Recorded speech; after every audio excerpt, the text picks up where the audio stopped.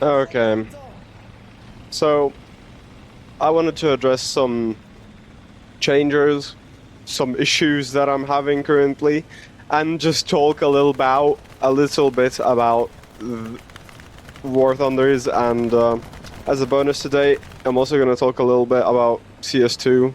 Just give you guys my opinion on both War Thunder, the update that they just had, and about CS2's new update as well. So let's get right into it. Alright, so to start off, I think I'm gonna start with War Thunder just because that's mainly the thing I want to focus on. Let's talk about the update that they just had.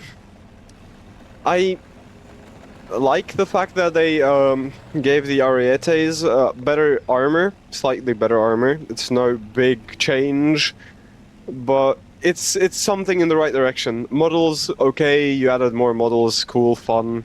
This means you have to repair more often on certain tanks. Now, what I don't get is the horizontal drives on French and Japanese tanks. Why? I understand that it's because they are, or at least I think that's what it is. I'm pretty sure it's because the win rate is too high for French players and for, what do we consider them, Japanese players, yeah. So I suppose that's why, because those tanks were performing too well. But that is the player's fault. It's how is it the vehicle's fault that the fucking players on the enemy team are just really terrible? Think about it, guys. Whose fault is it? The people who are incapable of destroying the Leclercs and the TKXs, or is it the fault of the players who are just good at the game? I wonder. I think the answer is pretty self-explanatory. I'm sure you guys can guess it. What I also want to address is the fact that, like, 10.0 to 12.7 is pretty much unplayable currently. Just because there is so many bad players in both my team and the enemy team. Like, I just don't get it. Like, how are some people this bad at the game that they just, like, leave immediately? I got lucky this game, but I played like 10 matches yesterday, I'd say. And most of them were losses. Not because I was doing terrible, but just because my team had left. Like 5 minutes into the game, there was like 5 in my team and about 13 in the other team. But that doesn't only go for my team. I had it twice as well, where the entirety of the enemy team left. And I couldn't do well enough because they just didn't exist. So there was nowhere to get kills from. There was just no way to get any score because there was no enemies to destroy or to fire at. And aerialistic at top tier is also just completely unplayable because it's just purely missile spam. Multipathing doesn't work so great, so you just notch, and you can notch pretty well, I'll say. It's not that bad. But the fact that there's just every so often you get a pretty good game where you get like maybe 5 kills in ARB, but sometimes you just get absolutely slammed by like so many missiles that even if you're multipathing, turning, and sometimes even notching, sometimes it will just ignore it, which it's a part of it. Everything is defeatable technically, but it's not always a guarantee. And I think it's pretty funny that the changes that are being made are like they're just not what people want. Like, why not nerf the Russian vehicles a bit? They just got a new best anti-air in the game. Their Mi-28 NM is still absolutely dominating every top tier match when you're fighting against it.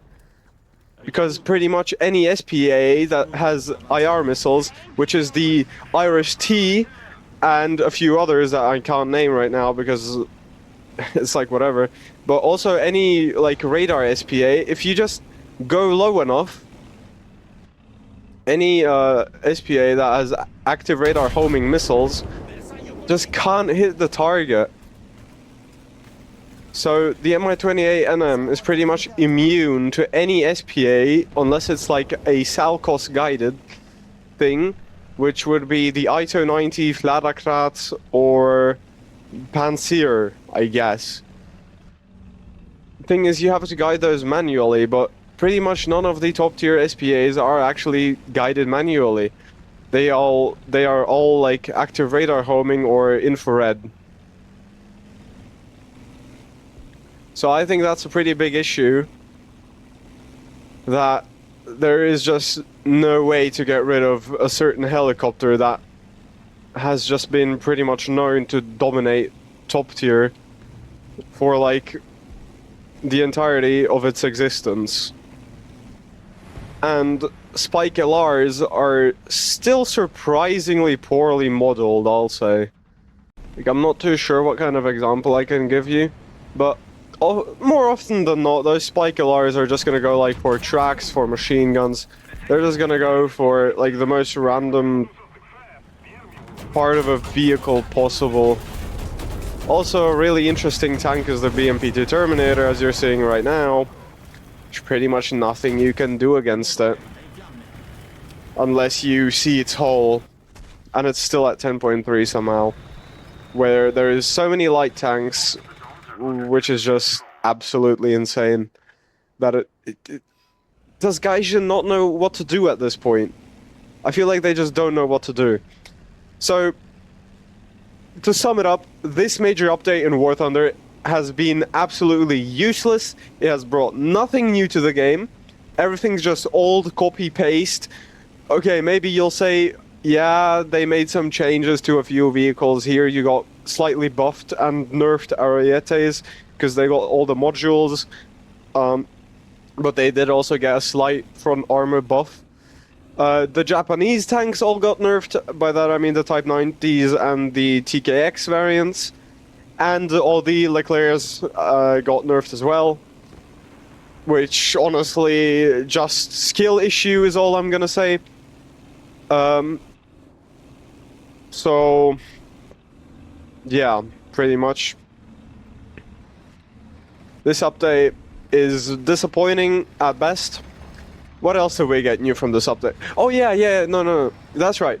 I also want to talk about the fact that they added a squadron vehicle that is better than any tech tree vehicle of its kind. Of course, I am talking about the MiG-29. I forgot what its entire name was, but the MiG-29M, the Russian squadron vehicle, which now sits at 13.7.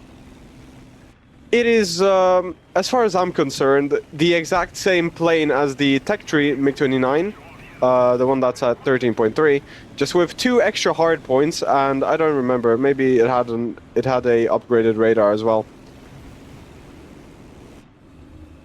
But yeah, I have absolutely no idea why they would add a squadron vehicle that is better than its counterpart that is in the tech tree. Which, same thing goes for the super overpowered Su-30 MKKs, especially the Chinese one, since that one gets PLA-Bs and PL-12s, which are pretty much just like AMRAAMs with more G-pull, and the PLAs are the best or second best IR missile in the game. I just don't get what the deal is here. Because, like, how do you add... I understand the fact... I understand, for example, the... what was it? The Gripen D. I understand why they added that, or how it can be classified as a squadron vehicle because it doesn't have a cannon. Which, honestly, sure, go for it. I don't mind having a unique squadron vehicle.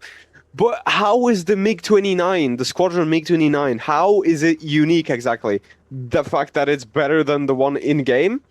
I don't think that's exactly unique. I just think that that is an absolute scam. Is all I think, and I just don't get why they would do that. So I haven't played on the map that they re-added or the one that they reworked. I haven't played on those maps yet, but I watched the trailer and honestly, I don't think that the new map is any good. I haven't found it in top tier surprisingly, so I'll have a look at which BR it appears. Um, okay, let's see. Okay, 1.0 to 8.7. Okay, that is okay. That is understandable. But